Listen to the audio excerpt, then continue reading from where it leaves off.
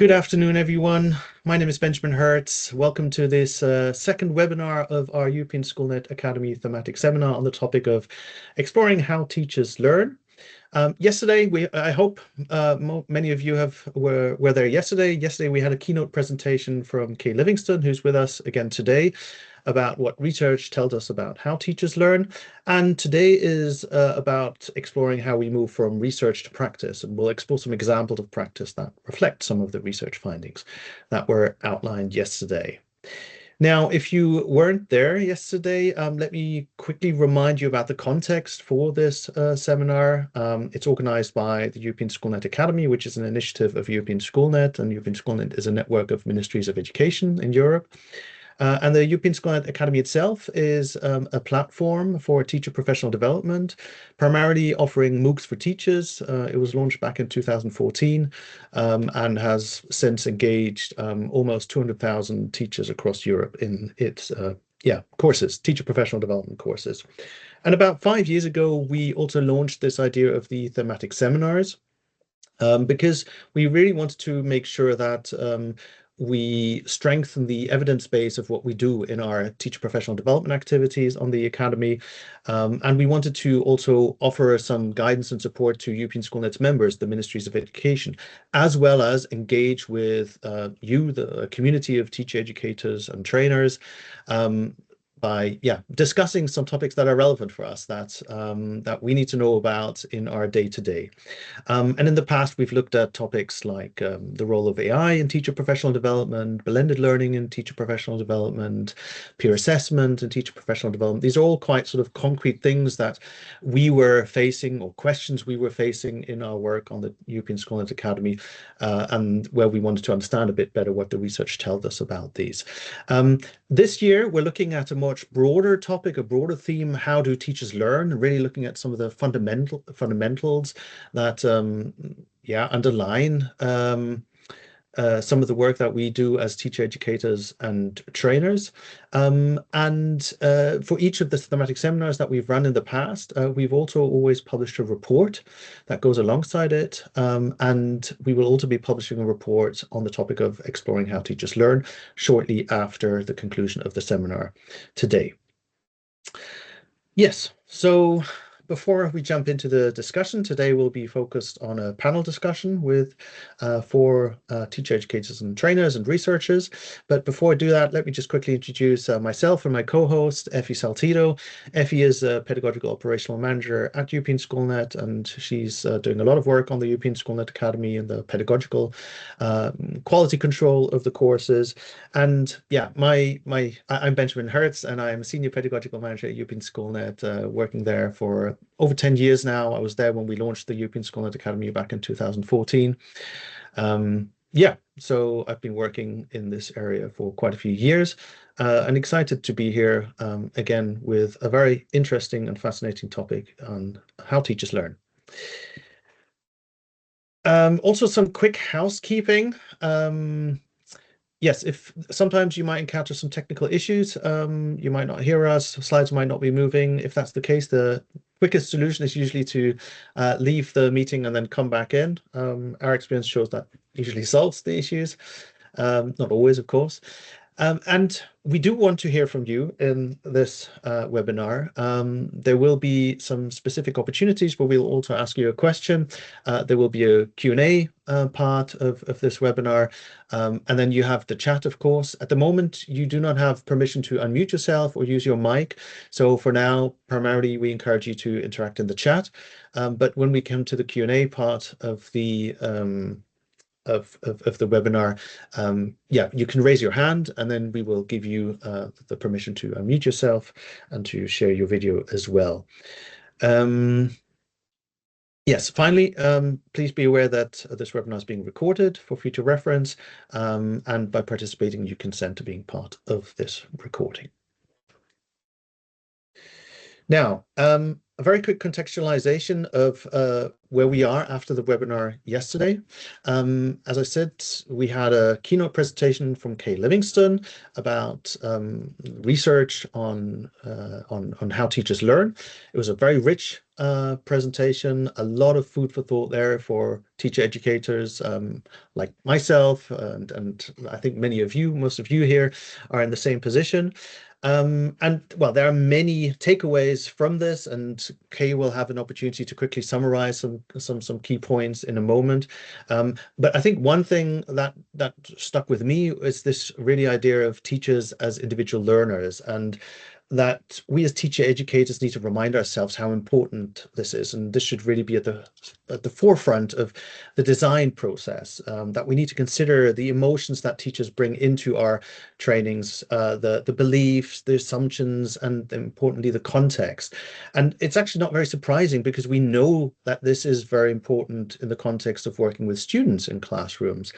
But even if we're aware of that this is crucial in the context of students, it's often not practiced sufficiently in the context of teacher education and training. And of course, that's not easy to do. And then more generally, uh, in the keynote, there were so many different aspects that were highlighted that we as teacher educators and trainers need to consider when designing teacher professional development. So it can be quite overwhelming, and trying to get to grips with how do we get from what the research tells us works to actually putting that into the day-to-day practice. I was yesterday thinking all the time about, okay, what does this mean for the MOOCs that we design? And I mean, the notion of teachers as individual learners in the context of MOOCs is very difficult because MOOCs are, they're scalable formats.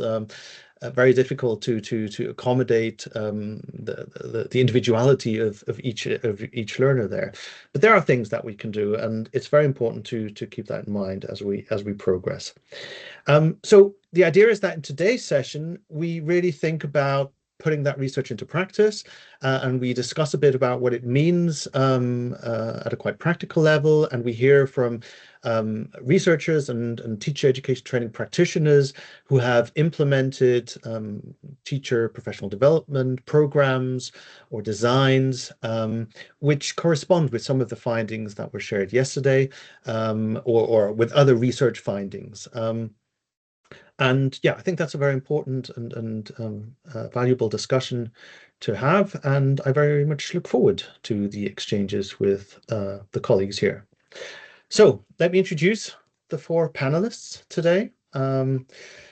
We have with us again Kay Livingston. Kay is Professor of Educational Research, Policy and Practice at the University of Glasgow and has over 3 decades of experience in teacher education.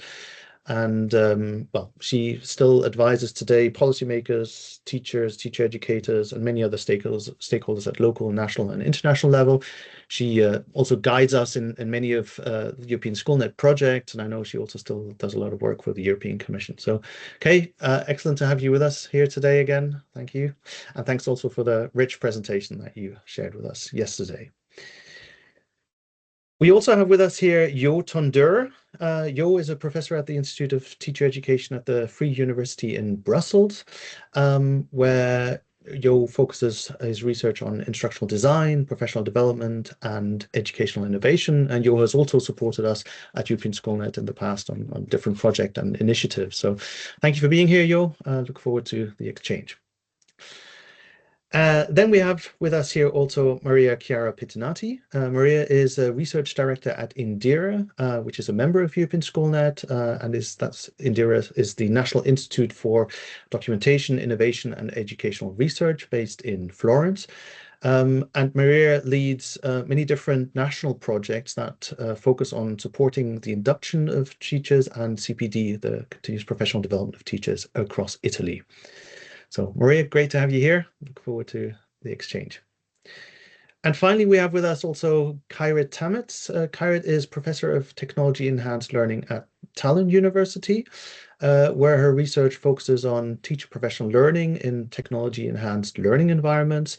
And she has also extensive experience in designing and implementing teacher professional development and currently leads a project focused on this, which I look forward to hearing more about in a moment.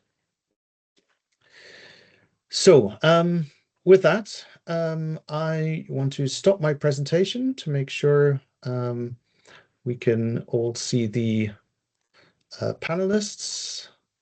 And I believe, Effie, you have spotlighted all of them. Doing that now, yes. Okay, excellent, great. So the idea is to structure this discussion in two parts. We want to start out with a quick recap of yesterday's keynote, and also explore some additional elements around that. In particular, and Kay mentioned this yesterday, the role of technology in the area of teacher learning. Then we'll take a quick break from the panel and we'll ask a question to you, the audience. So yeah, to also get your input into some of the questions here. And then the second part to explore in a bit more detail some specific examples from practice that have been implemented and researched by the panelists here today. So let's get started. First question I'd like to direct to you, Kay. For those who did not attend your keynote yesterday, can you, in brief terms, identify what are the key research findings about teacher learning that you feel are crucial for teacher educators and trainers to understand? Well, just to give a very brief summary, my presentation yesterday was organised around 5 main themes. And the first one we've heard Ben mention already. I put the focus on teachers as individual learners. I discussed their individuality, emphasising how a teacher learns depends very much on their individual characteristics. That means their personal histories, their values, their beliefs, and their motivations. Also, the emotional aspect that they bring to learning, the context in which they learn and teach, and obviously also the influences from the wider educational system and the societal context from which they come. And it is remembering that every teacher we encounter brings their own knowledge, brings their own experiences to learning and teaching approaches, and also they work in very different contexts. We know rural, urban, and so on. Each context brings its own differences. So that was the first aspect that I think is important for us all to address. The second one that I mentioned was we really do need to face up to the complexity. Ben mentioned the notion of us being overwhelmed by all of these factors in relation to the individuality. But I do think that we have to really try to understand and have a much deeper understanding of the complexity of learners. As teacher educators, I think it is our responsibility to do that. And also the dynamic nature of teacher learning. It is not static. And given these many influencing factors, I used the theoretical underpinning from Illerus's theory of learning, and it draws together 3 dimensions of learning and points out that they are interacting and they interact in very different combinations for individual teachers. It's to do with their acquisition of content knowledge, which is at the forefront of many professional learning opportunities that they have. It's about what is it that they've got to learn. But we can't just focus on that. And again, that's something that I really emphasised yesterday, that often when we're designing professional learning, we're thinking only about the content that we wish to put across. However, we have to pay attention to the motivations and the emotions and the feelings and the interest that brings the teachers in the first place to that professional development opportunity. We do also need to understand the environment and how all of these factors interact. And these multiple and changing actions experienced by teachers highlight that we have to understand not only the teacher, but the macro and the meso layers of the environment in which they teach. Moving on to the third aspect in my presentation, I reflected on and I critiqued the features that appear in multiple research projects in relation to factors that contribute to teachers' professional learning. And I gave the example from Desdemone 2009, and she has suggested that there's sufficient consensus in research projects to be able to say there are 5 features that potentially make for effective teacher learning. And she identified a content focus, the importance of active learning, engaging our teachers in the whole process of owning their own learning, the collective participation, so engaging in collaboration with others during the learning process, Also, the sense of coherence. It must be relevant to the individual needs of the teacher and to the context in which they work. And the duration, not a one-off, but an ongoing opportunity for professional learning. I also identified, Darling Hammond et al. More recently, 2017, identified 3 further features. Those are the use of models and modelling of effective practice, so teachers can observe the kinds of practices and experience them. Also, coaching and mentoring has become much more important and identified as a feature for professional learning, and opportunities for feedback, specific feedback, and reflection, structured reflection. Nevertheless, these features have been critiqued, and Opera and Power, for example, reported on research studies where professional learning had these characteristics, but didn't actually result in professional learning or impact on student learning. And in some cases, they reported professional learning that didn't have any of the characteristics, but did have some positive effects. However, I argued that these features are helpful for us as a frame for teacher educators, so that when we're designing professional learning, we can discuss them between ourselves as as teacher educators, but perhaps even more importantly, we can engage with teachers and discuss with them the kinds of features that really meet the professional needs that they have. Fourthly, I introduced a model, and I drew particularly on Helen Timperley and colleagues' work, where they highlight the notion of understanding the starting points of teachers. Where do they actually begin their learning process? As I said in the first point, every teacher is different. So understanding the starting points and what they bring to the professional learning so that we can actually build on those. I emphasize that's the starting point of the model.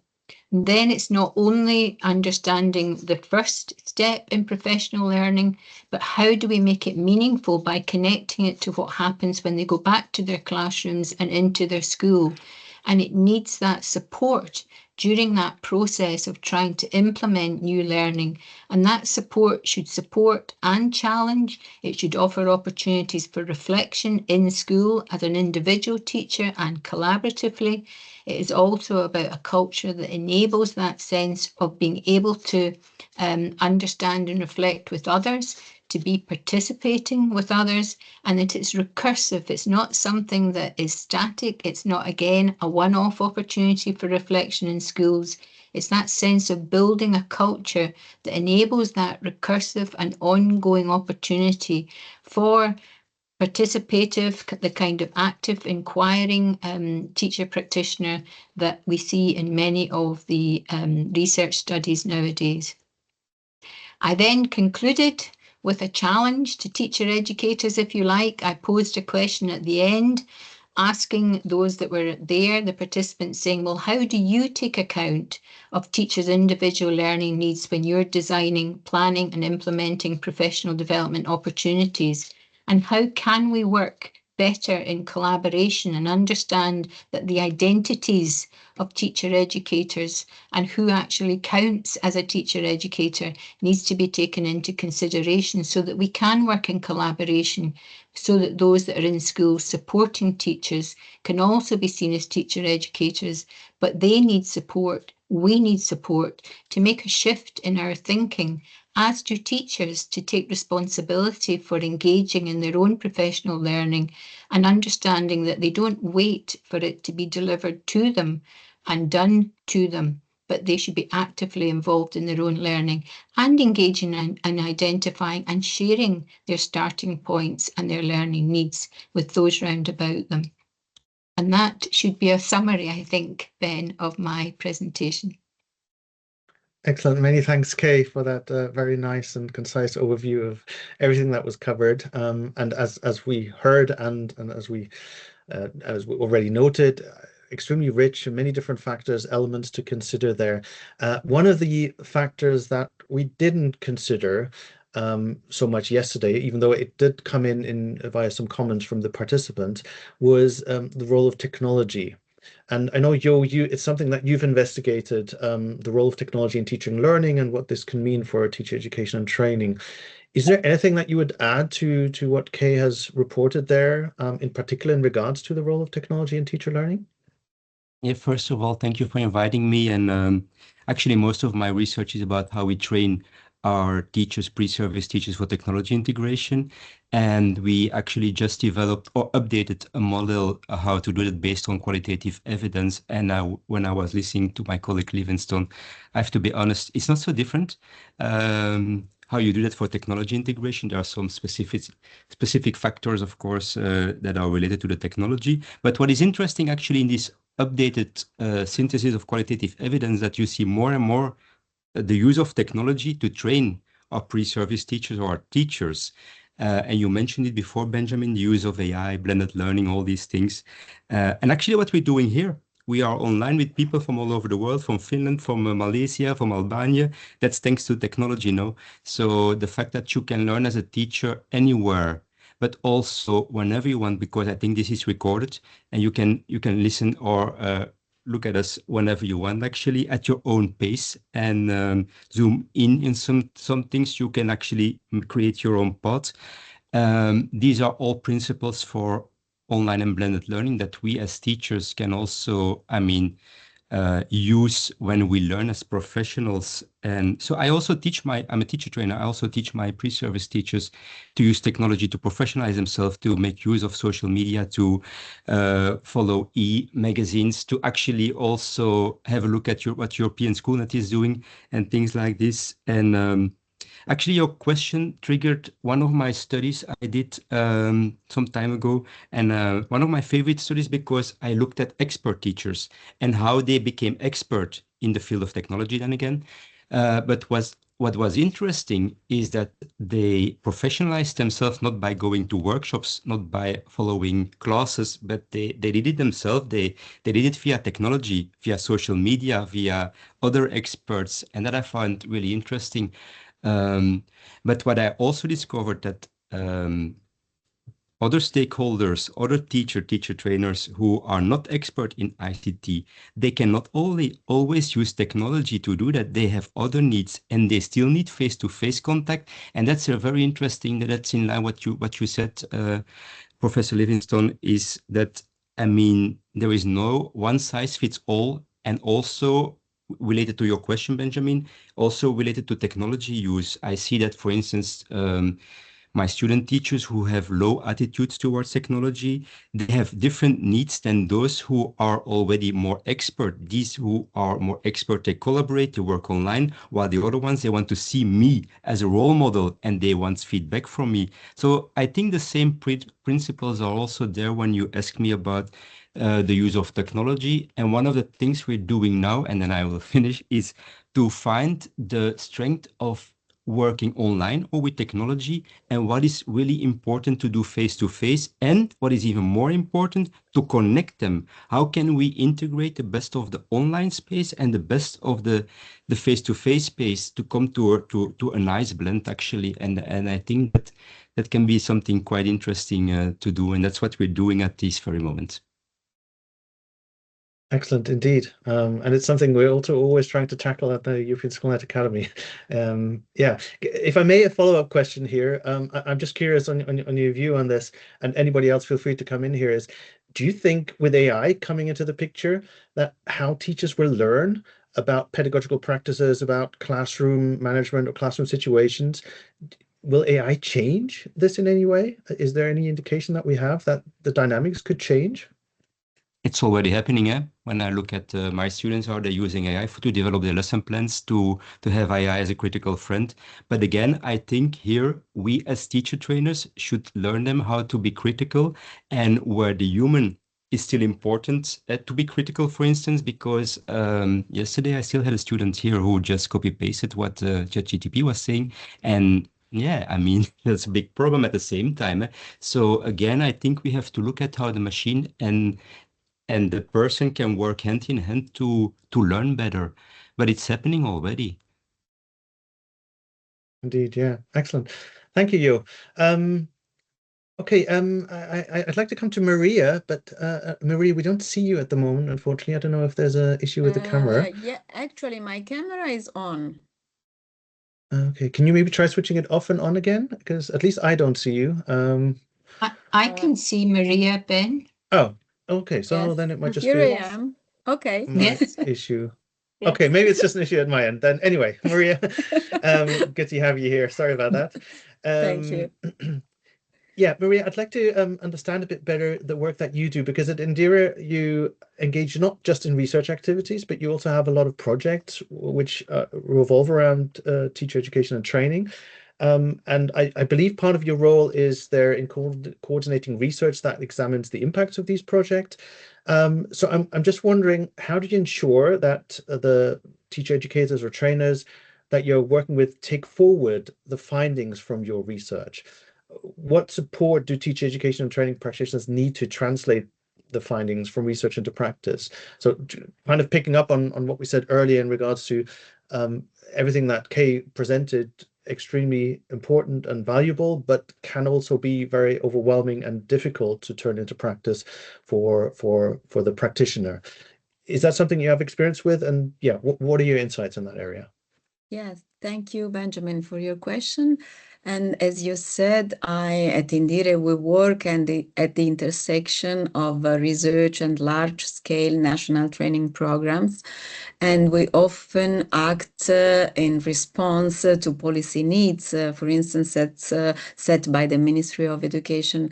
And our role, of course, is not just to study teacher learning, but also to design and to implement training initiatives to support the teachers, for instance, taking on new roles, such as the role of guidance with respect to students, or taking on middle leadership positions, for instance, in the school, as it recently happened. So this brings us directly to the question you asked, which is which are the key support needed by us as we play the role of teacher educators and trainers. And the first thing that comes to my mind is that we need time and resources for thoughtful design of teacher training plans. And exactly, just as teachers carefully design their lessons for their students, teacher educators and trainers need to take time and resources to design training that is competency driven rather than content driven, also as Kay highlighted yesterday too. Too often, even in our experience in Italy, under pressure to deliver quickly teacher training programs, we focus.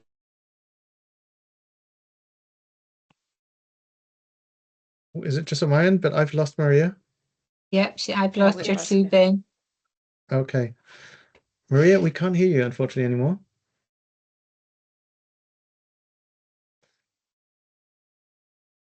It's a shame.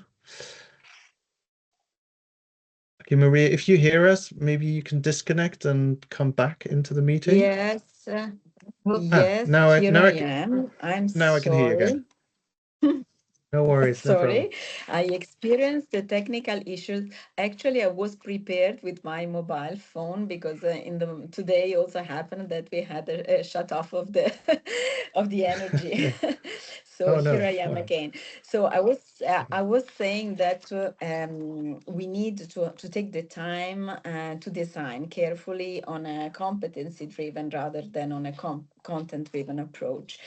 And we are often under pressure to deliver quickly, and we focus more on content than on competency.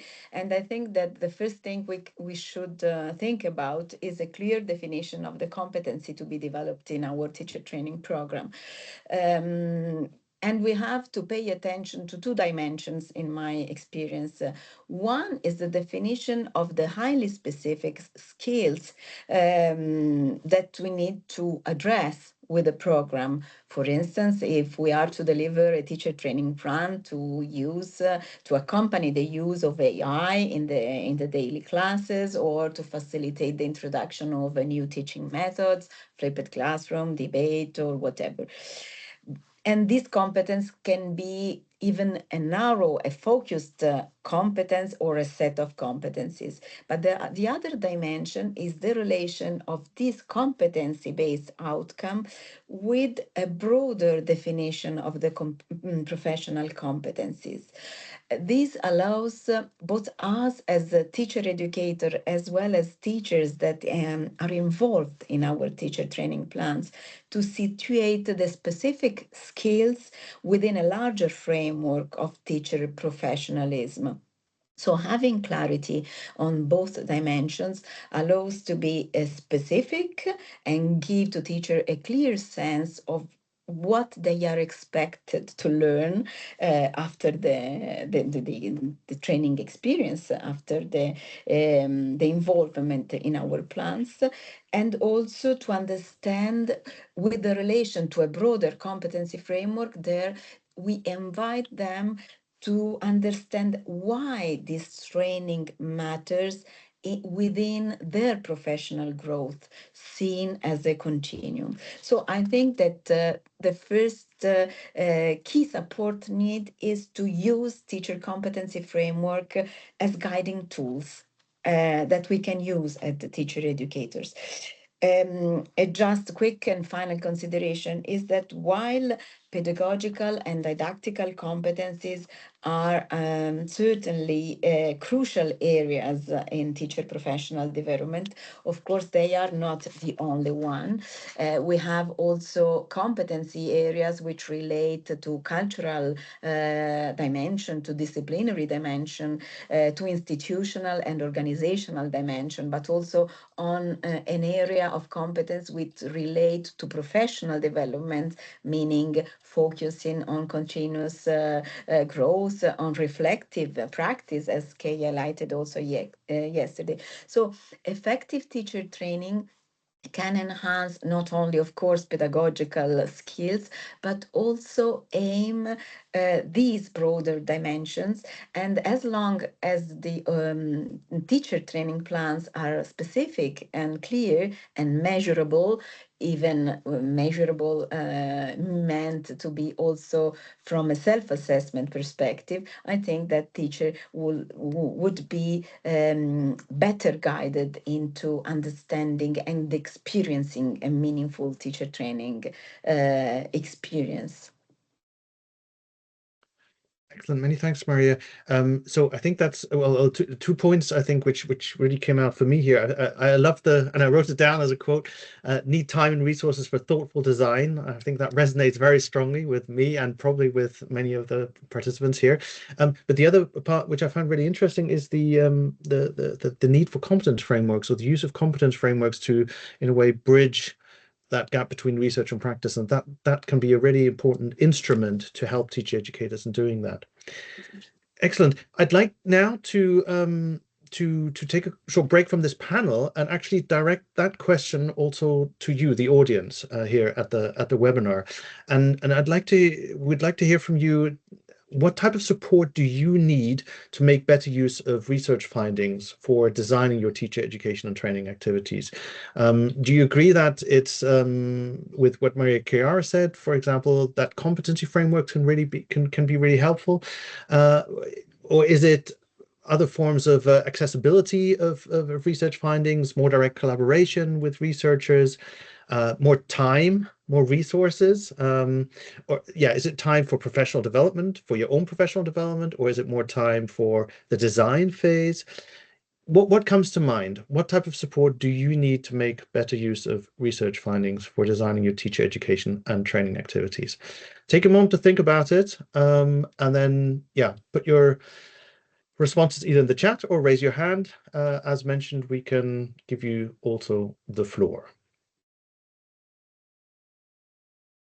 This is not maybe such an easy question, so we'll have to give colleagues a moment to see if there's some responses coming up. Maybe I can respond as a teacher trainer as well. Yes, please, Effie, indeed. So yeah, I think, and based on these discussions as well, and based on the input we had from Kay yesterday, this made me think that probably the access to a more kind of a digestible and practitioner-friendly summary of key educational research or resources might be useful because, well, we know teachers are quite busy, time is always limited. The same applies to teacher trainers as well. So I was thinking that if there was a way that we teacher trainers could receive these kind of research findings in a more digestible way, in a more easy way, because also sometimes the language, the academic language, is not very easy to comprehend in certain instances, or it provides, well, an extra layer of difficulty sometimes. So yeah, I was thinking about yeah, that as a main factor. Great, thanks, Effie. I don't see any comments coming from the chat. Maybe Kay, Carrot, or Yo, you have some quick responses to this question based on your own experience. Is there anything that you would flag up there as really helping teacher educators and trainers? Maybe Yes, Yo, one thing please. that jumps into my mind, if I may, is and it's a fair point, Effie, that we should maybe, or we can do a better job without overgeneralizing in translating our research findings into, for instance, visuals in frameworks, in models, and I see when I do that the teachers make better use of the research output I have. So I think it's also part of our job to communicate to practitioners. And one of the things that I'm trying to do is, for instance, to come up with conceptual models that can be used by practitioners. It's just one idea. Excellent. Thanks, Yo. One of the projects I was involved in that was really helpful for schools, and we got very good feedback from the teachers. The schools and the teachers had the responsibility for identifying the area of learning or teaching that they wanted to investigate, they felt was a problematic area or it was challenging. And they identified the question, and we then helped them to make sense of, well, how would you then collect data or collect evidence, thinking about what methodology to help them interrogate the question they'd come up with. And we then mentored them through the whole research process. So they did the research and they then had to report to other schools. We had groups of schools involved and they shared their work at the end. But it really enabled them to build their research skills, to actually have confidence and kind of demystify what research is about and understand that the language doesn't need to be something that isn't accessible, that it is about bringing rigor and ensuring that they're thinking about what they can say from the evidence that they've collected and where they have no evidence to be able to support whatever they want to claim. So that support, I think, is a helpful step of giving more confidence about the research. And then I think it also provides a stimulus, if you like, to recognise that actually research can be helpful and not feel as if it's something that's distant from the classroom and from the school. So that was one really helpful practical solution that we found. Thanks, Kay. Can I just ask on that? I mean, was that a one-off initiative or is this an ongoing thing that's happening? Well, unfortunately, I would very much like to say in answer to that it was an ongoing initiative. And I think that this feeds back, talks back to the notion of policy, often gives funding for a project that is an excellent project with really good outcomes.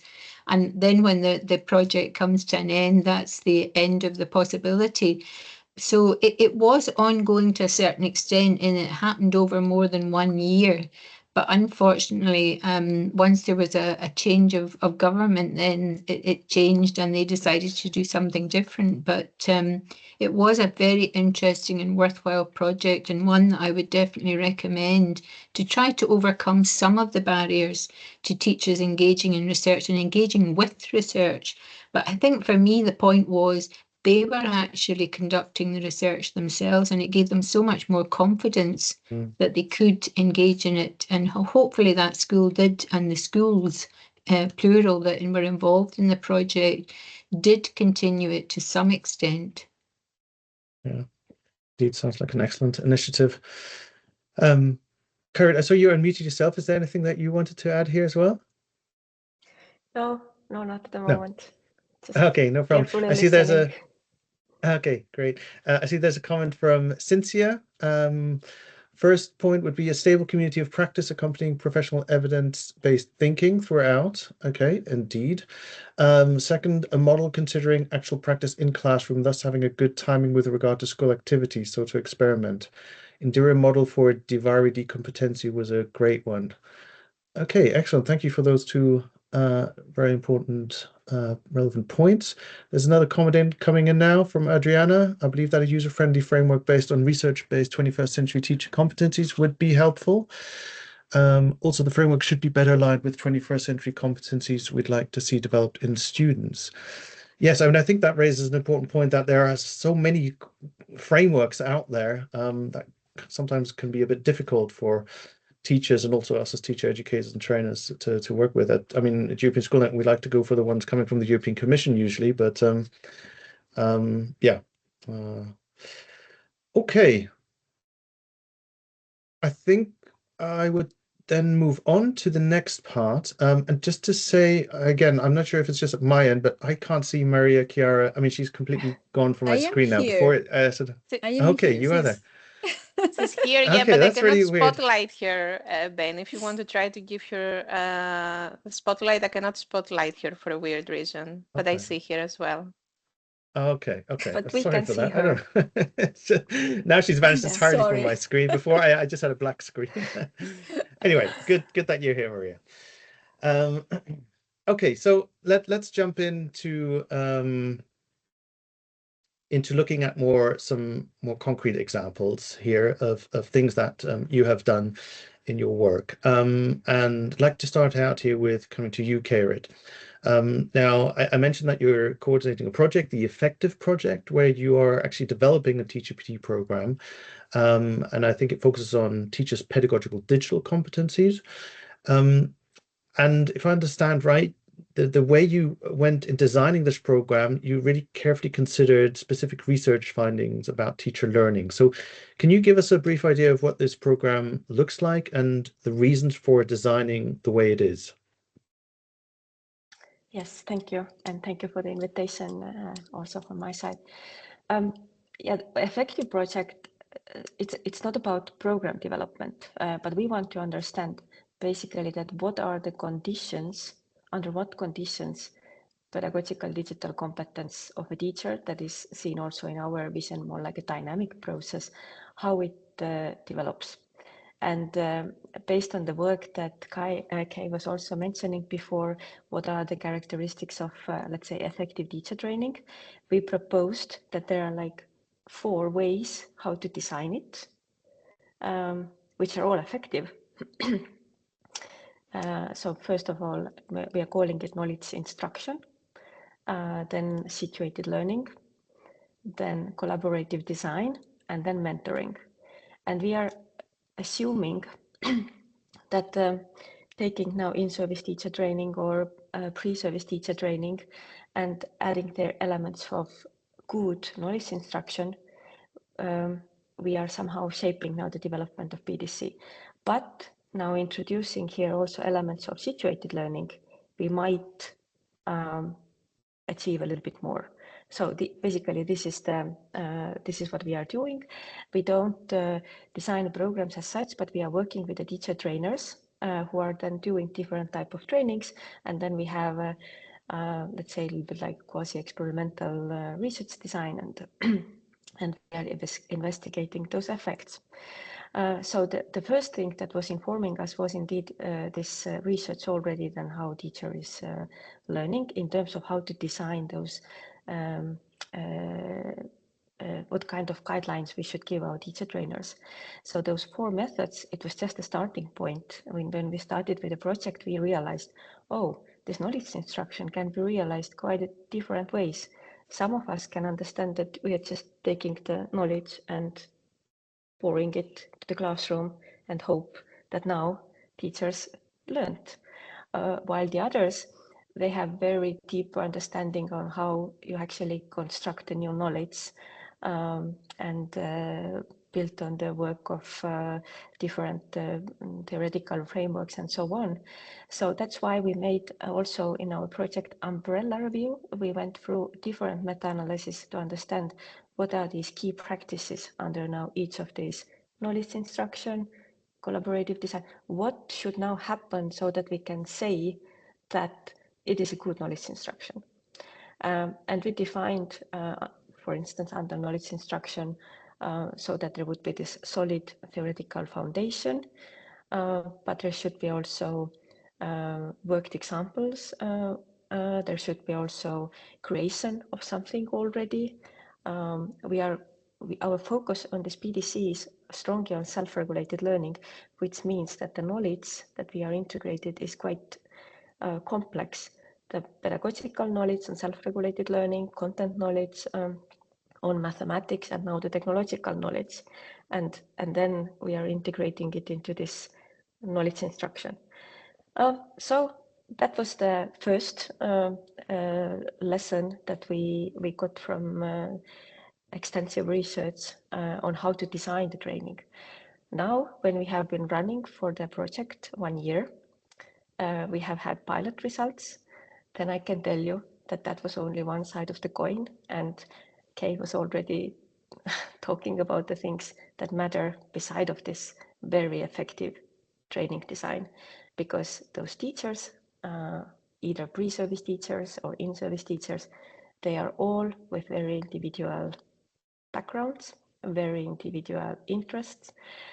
And there was something that we didn't actually consider in our initial framework, but we noticed it through our research design, that these motivational beliefs, or we are using this expectancy value cost approach, that the teachers would believe that I can do it, and they can see the value that what I'm now learning, let's say this supporting students self-regulated learning in mathematics with digital tools, to see this value, that actually, how pilots say that the likelihood that they would use these methods in the future increases when we will really focus on this value.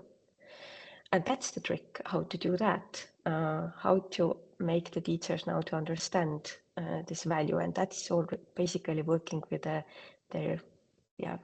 beliefs. And this is not anymore, let's say, the content level teaching. And this is for us the new learning moment, how we would now take this lesson into our next phase. And another thing that we didn't consider at all in our proposal phase, but we have learned, is that the teachers, we know about that, about the students, but somehow we didn't think about it in our proposal phase, that teachers who have higher level of self-regulated learning skills, they are benefiting more from the course, which means that the self-regulated learning was a very important concept in our trainings, but student self-regulated learning.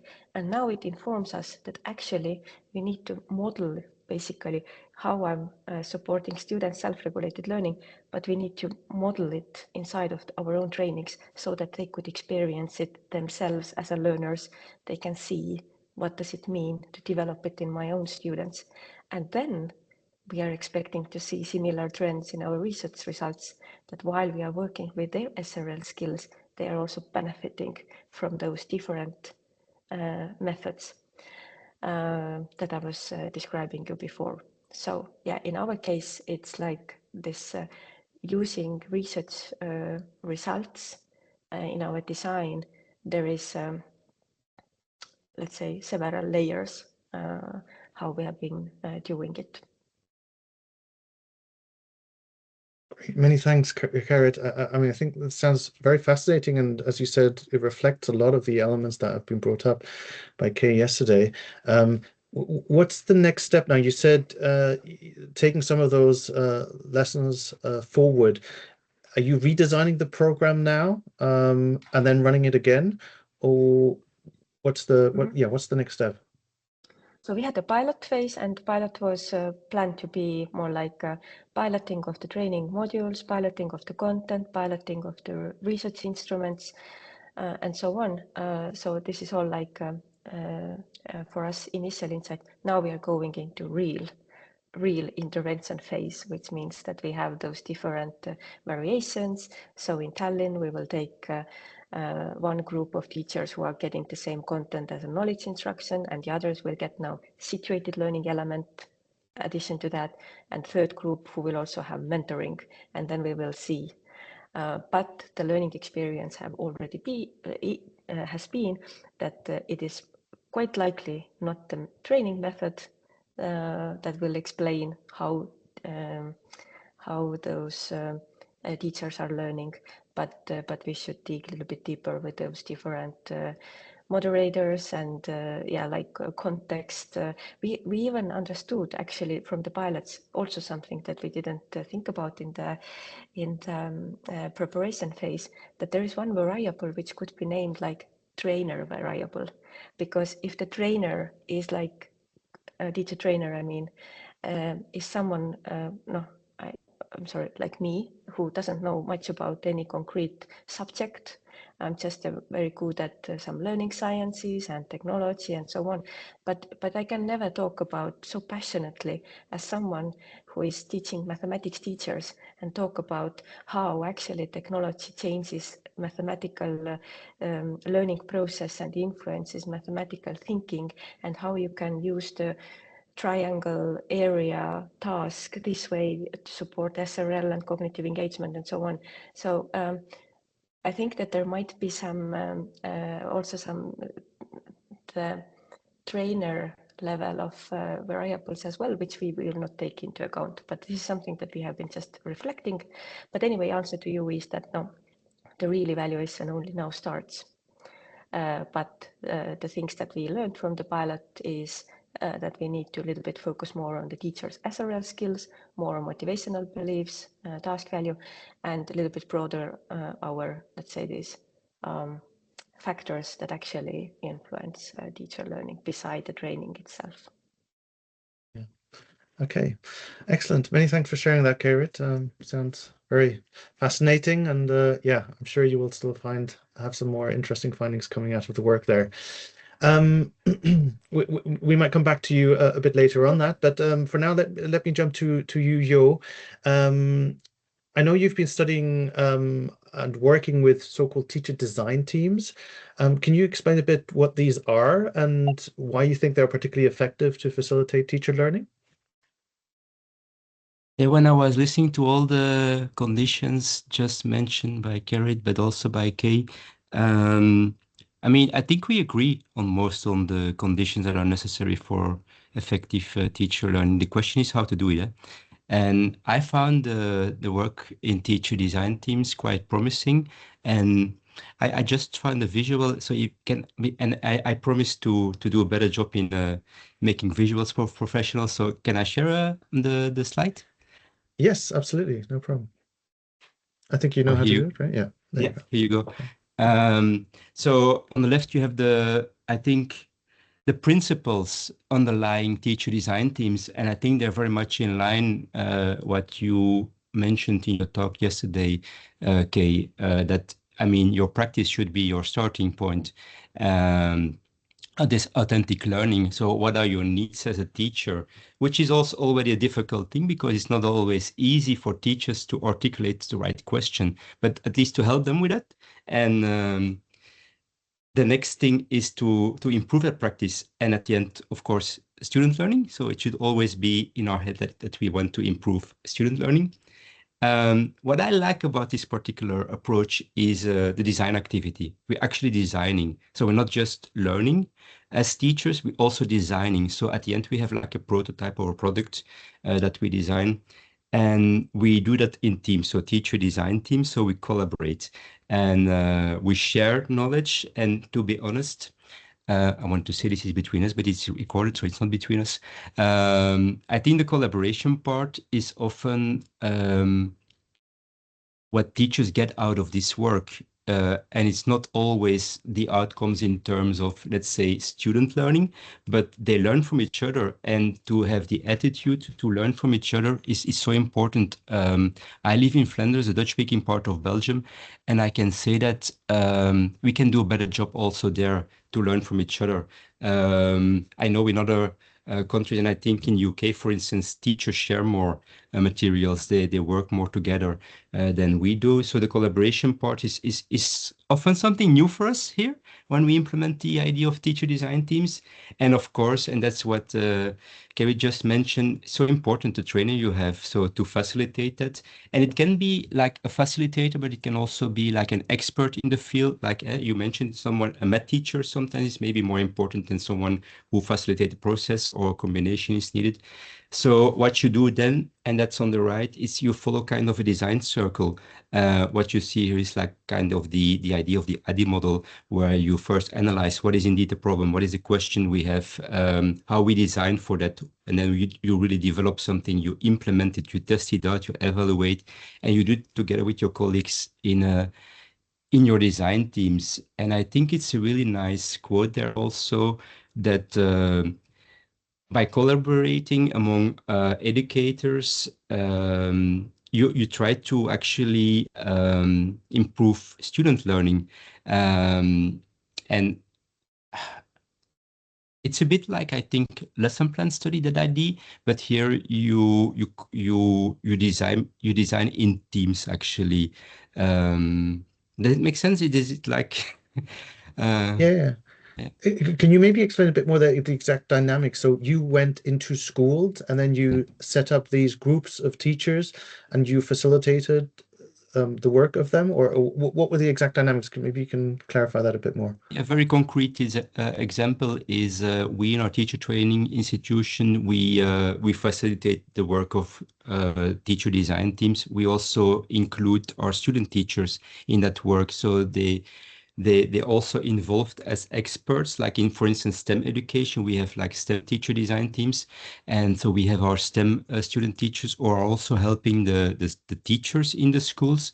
We train a coach from the school itself, which is quite important, I think. And then depending on the project and the budget, we also hire an expert. And as I said before, it can be someone who's an expert, for instance, in STEM education, can be an expert in someone who's really facilitating the work in designing the more pedagogical approaches, for instance.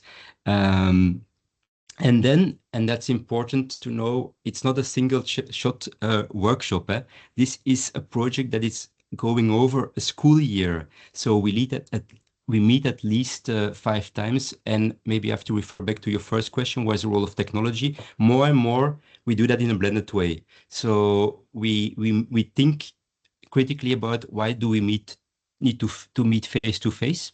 For instance, to design concrete materials, or the first session, of course, to know each other, to know, I mean, each other's beliefs, for instance, about what is good education, each other's attitudes, all these critical components is important for the social cohesion, I think, to meet face to face first.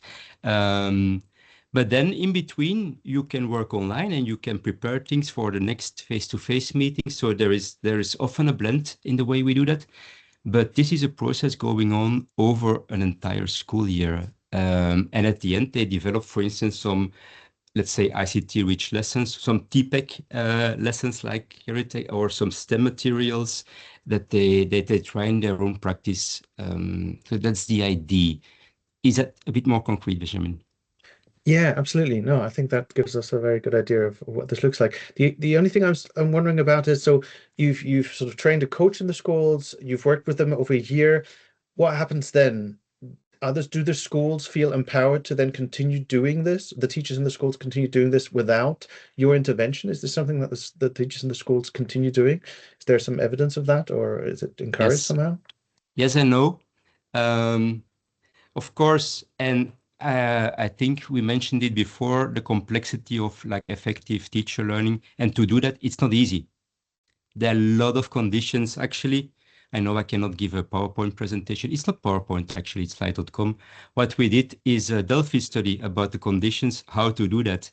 And I can actually share the link, but the coach, for instance, is so important. Long term, it should be long term. It should also be with practitioners who are open to innovation. So if you have people in your design team who are not willing to join, you have a problem.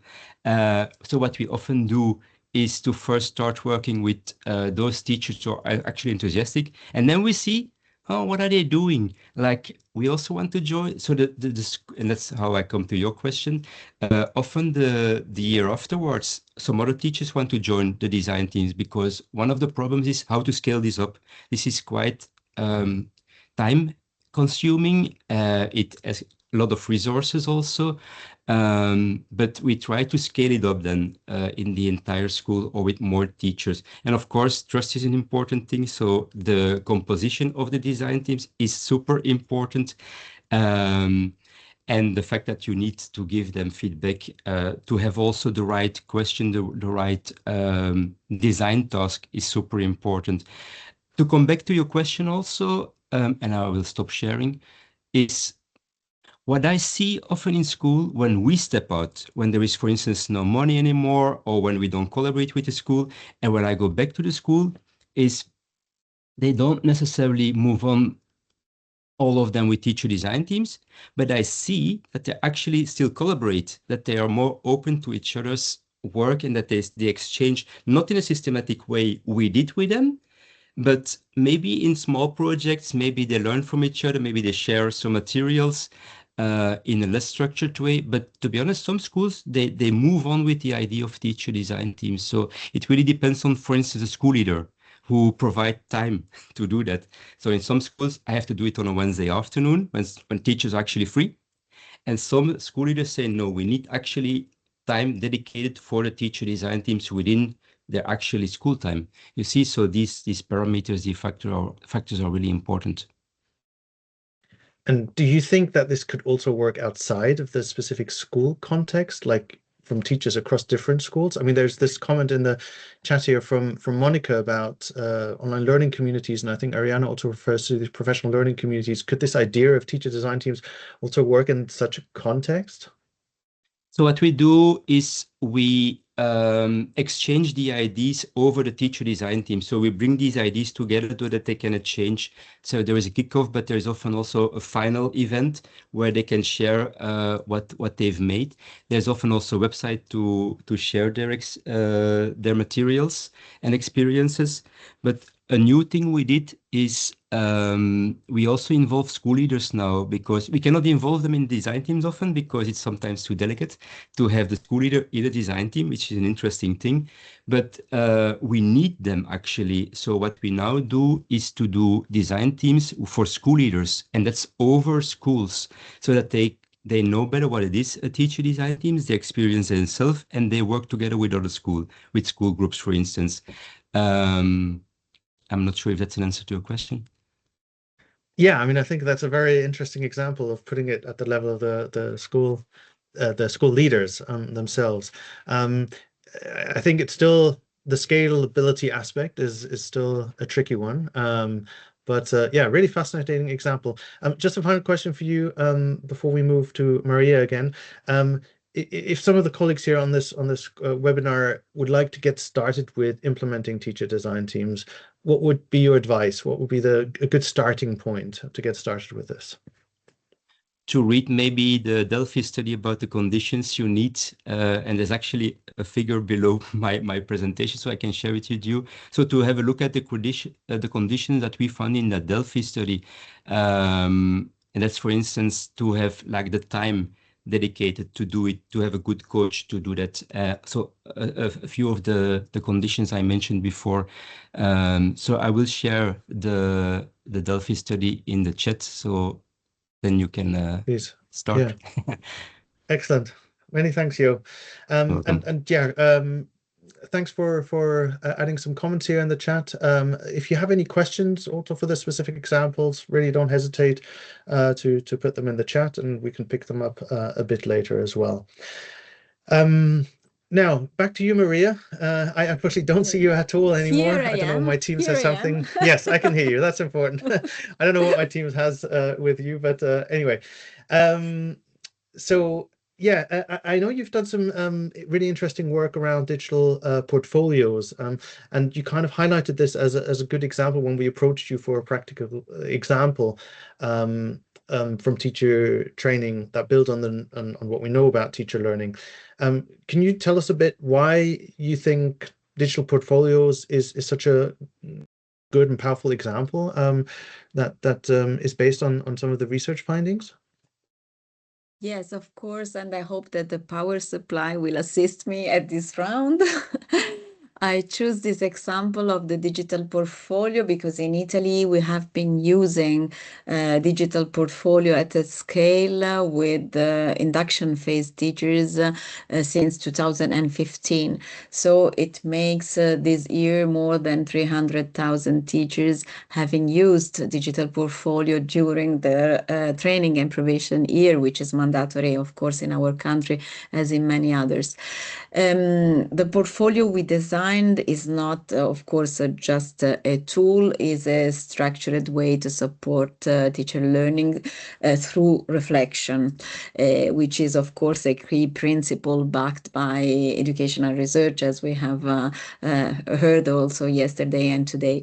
The nationwide initiative at a scale in our country started before 2015 with the local and regional examples. And of course, the driving ideas also of the small scale pilots was that teachers learn the most when they have structured opportunities for reflection, self-reflection and self-assessment, and of course of collaboration and reflecting together. Of course, implementing a tool and using it in a specific and narrow phase of the induction, which is our case, is one thing, and understanding how the tool is used and how it is perceived as a lifelong potential tool supporting teacher learning is another thing. And throughout these years, we have studied how effective the portfolio is during the induction year, as well as how teachers perceive its potential for lifelong or long-term professional growth. At the heart of the portfolio, of course, we have a competency-based framework. So a portfolio function is a self-assessment of the competencies that teacher can take during and can document using the portfolio. We have designed our tool around 4 functions. The first one is the documentation function, so teacher can use the technical functions, in order to collect materials and to curate materials that documented and demonstrate the professional growth. There is a function which is named reflection and narrative function, which allows teacher to make sense of the experiences and documentation they have gathered and build a narrative for this continued experience.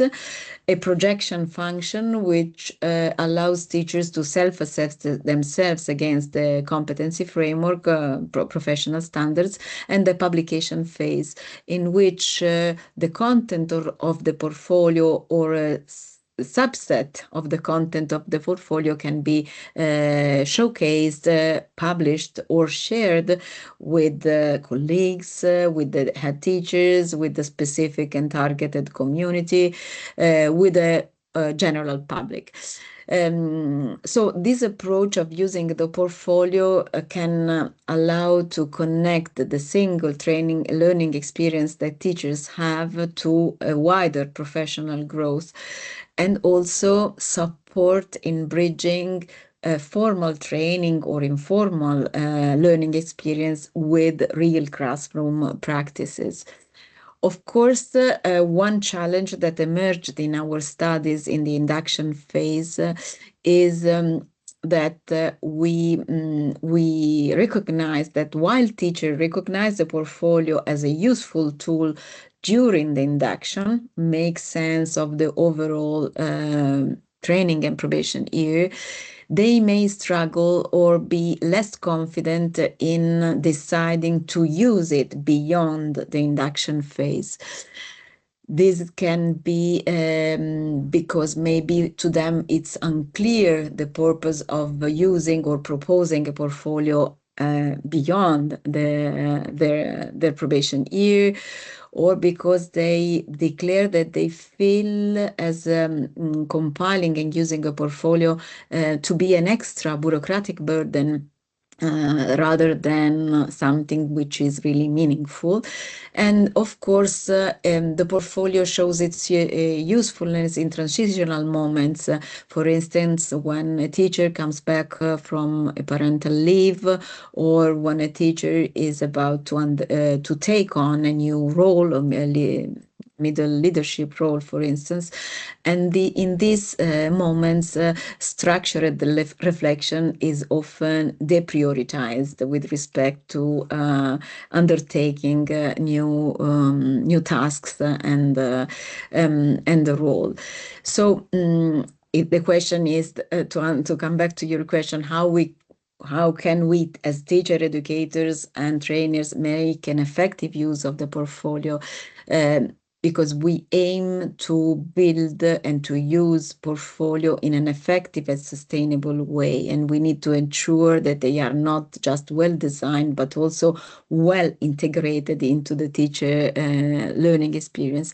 Basing on our studies, we research highlighted that there are some key conditions of success of using a portfolio. The first one is to define and to state a clear purpose and the structure of this tool, of this digital tool. A portfolio must have an explicit objectives, a well-defined structure, must be aligned with teacher professional standards, whether set at the national level, as it was also commented in the chat before. And teachers need to see clearly why they are using the portfolio, what they will gain from using it, how it will support their career progression if they engage and spend time in using this tool. Of course, all the stakeholders involved in the portfolio use should be trained.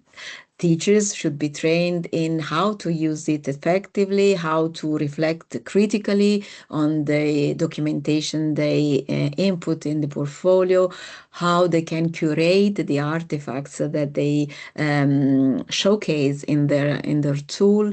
But also mentors and teacher educators should be trained to provide a meaningful feedback on the portfolio.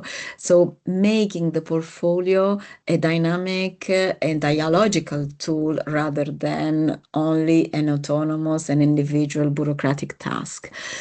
Of course, also there are technical issues that need to be overcome. So the portfolio needs to be technologically reliable, secure, easy to use, and teachers and need to have a dedicated time for the construction of the use of their portfolio.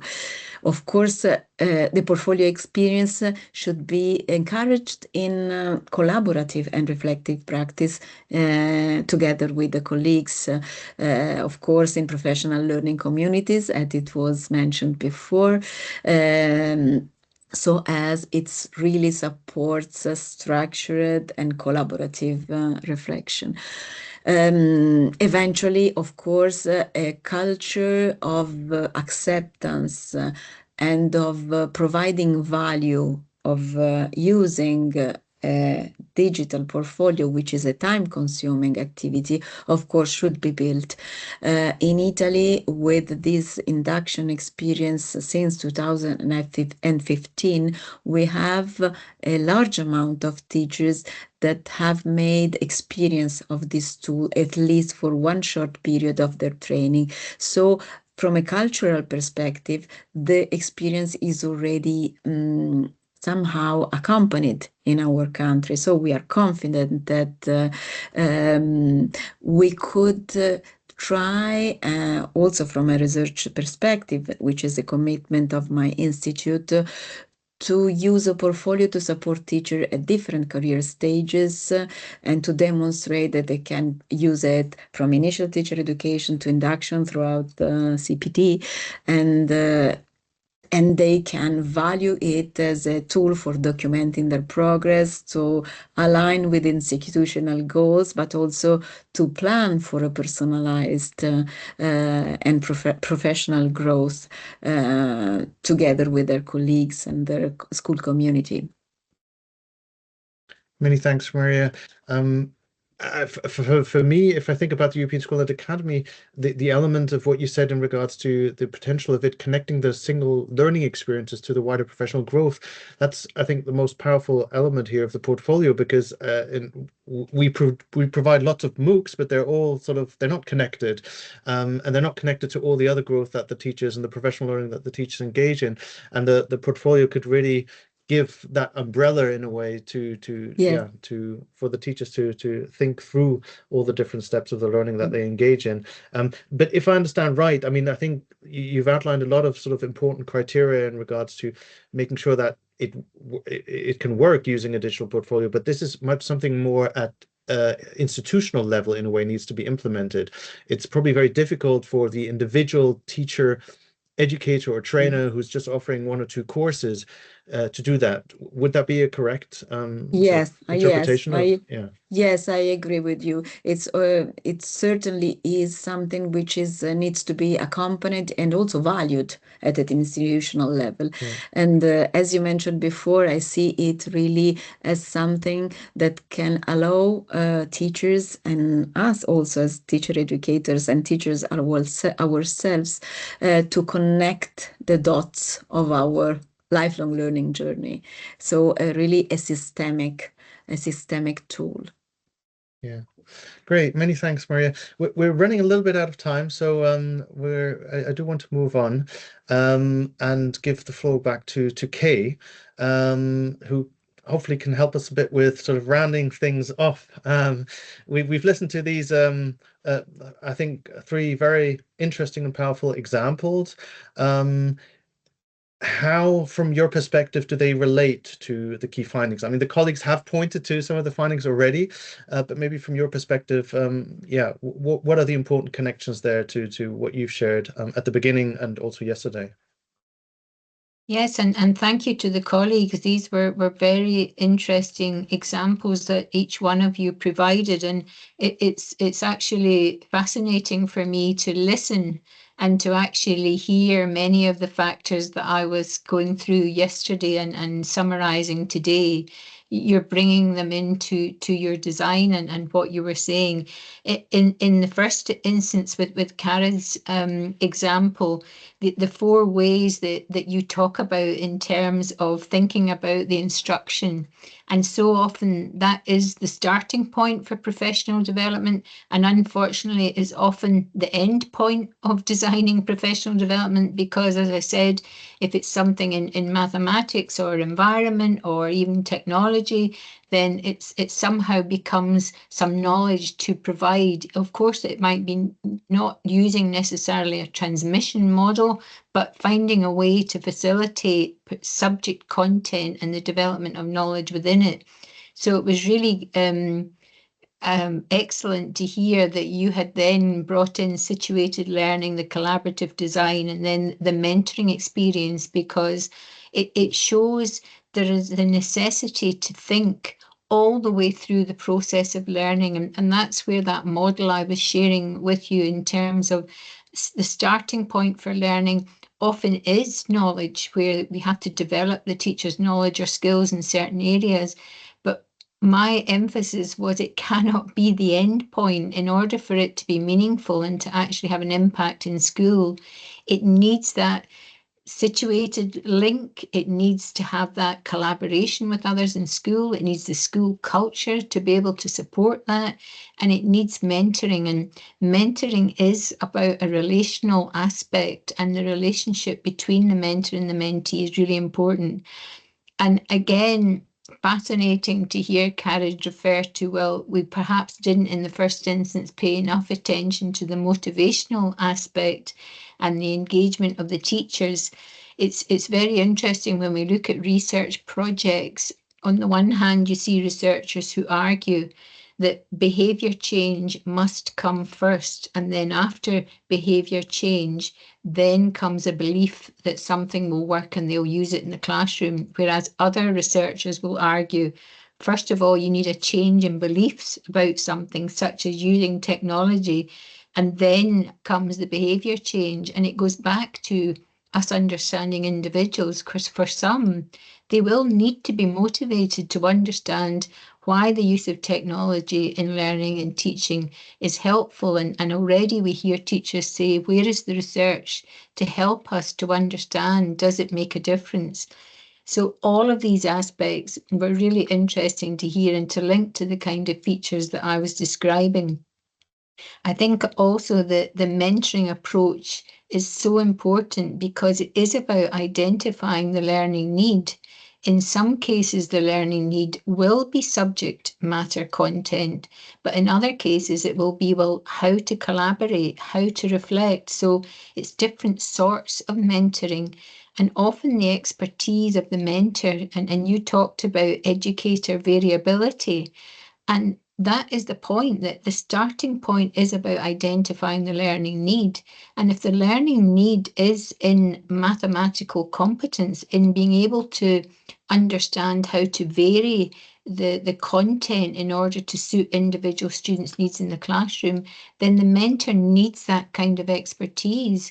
But if it is about giving them confidence to use technology, for example, to be able to see how they can use something pedagogically, then it's a different sort of mentor that would be needed in order for them to engage in that mentoring process and see it as worthwhile. Because often I hear teachers saying, oh, you know, I had a mentor, but I'm an experienced teacher, I don't need a mentor. When in actual fact, if they came across a mentor that really engaged them, that passion that you talked about, Karen, in terms of having either content knowledge or being able to make the use of technology meaningful, where they can understand and see how it actually could make a difference, not only to their own practice, but also to the students they work with.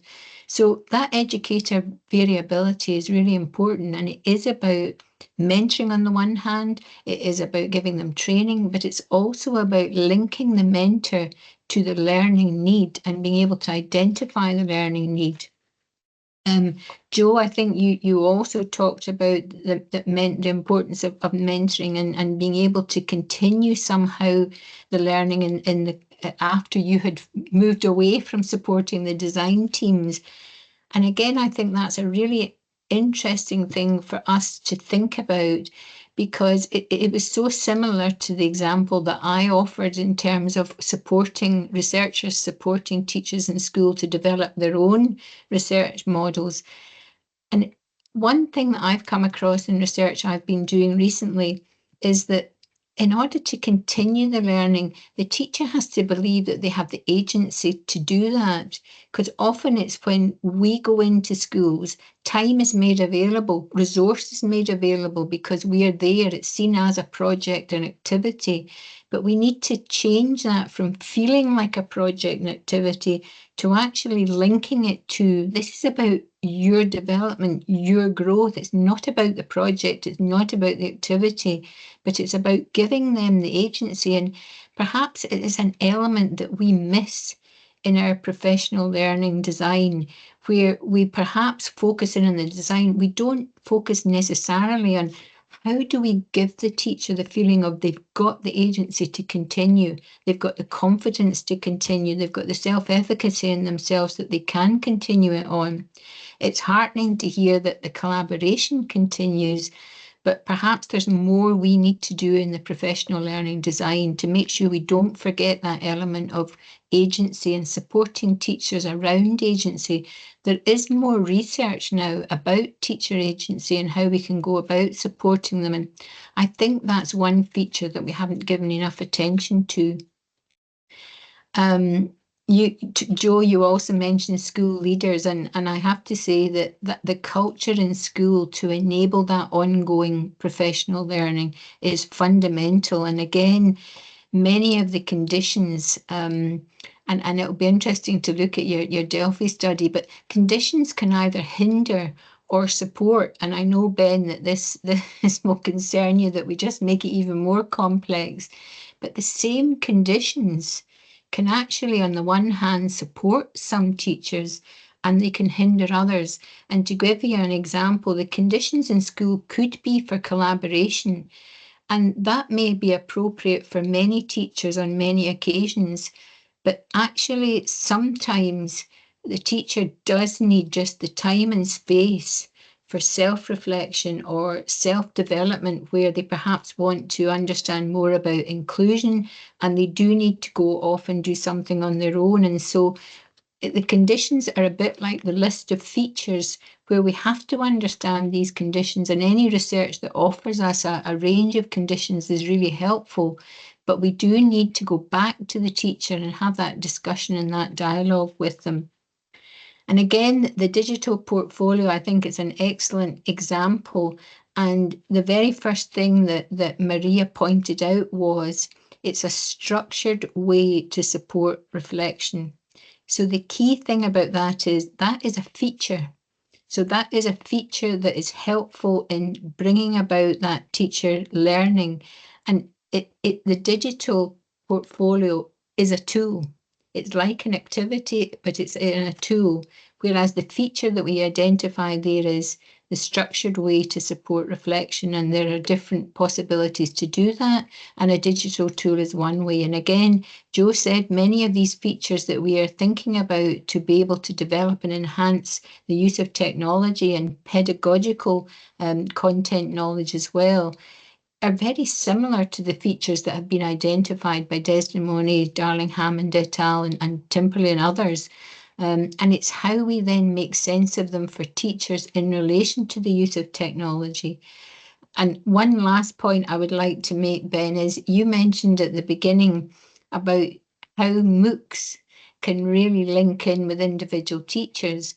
And the answer may well be that it's a bit like, I remember when we tried to expand our understanding of what assessment meant in schools, and there was a lot of discussion about, oh, well, does that mean about doing away with exams and only having, self-directed self-assessment and so on. And the point about that was linking it to the purpose. What is the purpose?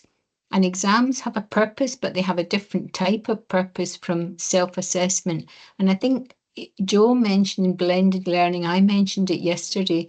And it is about understanding what is the purpose of the professional learning and matching it to the learning needs of the individual. And sometimes it will be perhaps the best approach is the online learning, to be part of a MOOC, to feel that they're gathering knowledge through some interaction online.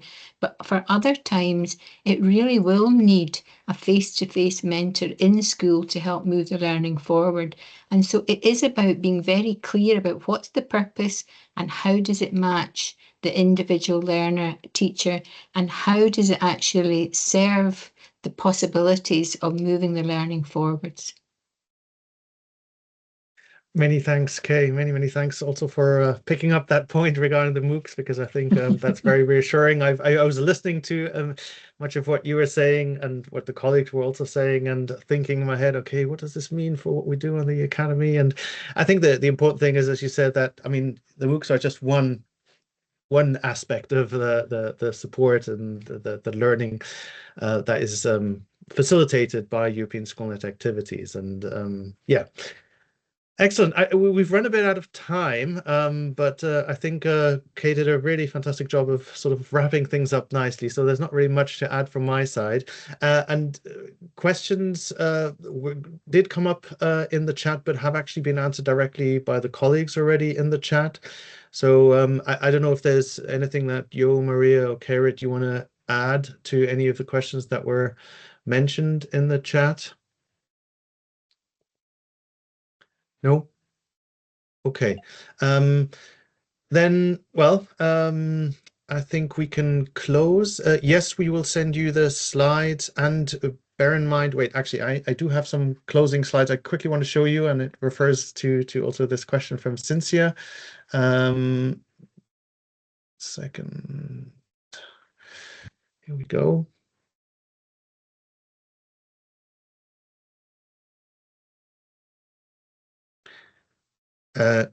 Yes, I just wanted to remind all the participants here on this webinar, please do take a look at the reports that we have published in the past. I really think they can be a valuable resource in your work.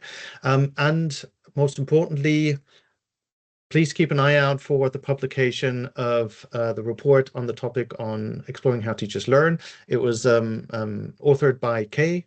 So I think much of the aspects that were covered yesterday, but also today, you will find there in this report. There's also an extensive reference list. There's also at the end a very nice summary of sort of key points and key questions for you as a teacher, educator, and trainer to work with. So yes, we will share that with you in the follow-up to this seminar. And yeah, please stay in touch with us. Thank you very much for joining here to the session, but there are many opportunities to engage with the work of European SchoolNet and the European SchoolNet Academy. We have a blog on the European SchoolNet Academy where we will also publish the report and some sort of summaries and reflections from the seminar overall. And then there's, of course, also especially our LinkedIn profile. And in fact, there is also a kind of newsletter you can sign up to. The link here is on the slide. You will get these slides, so you can access it then. So, well, it's not really a newsletter, but it is an opportunity for you to sign up for updates around similar type of events related to teacher education and training. We do these thematic seminars usually once per year, but there are sometimes also opportunities throughout the year where something might be relevant specifically for teacher educators and trainers. So with that, we close. A big thank you to the 4 panelists and also the keynote speaker, Kay, Kairit, Jo, and Maria Chiara for all your contributions. I think it was really fascinating and interesting to hear your examples, your insights, and hopefully also for you, the participants, you can take some concrete things forward into your own practice. Hopefully see you on the European SchoolNet Academy or in next year's thematic seminar. Yeah. Thanks again, and have a good afternoon/evening. Goodbye. Thank you very much. Bye-bye.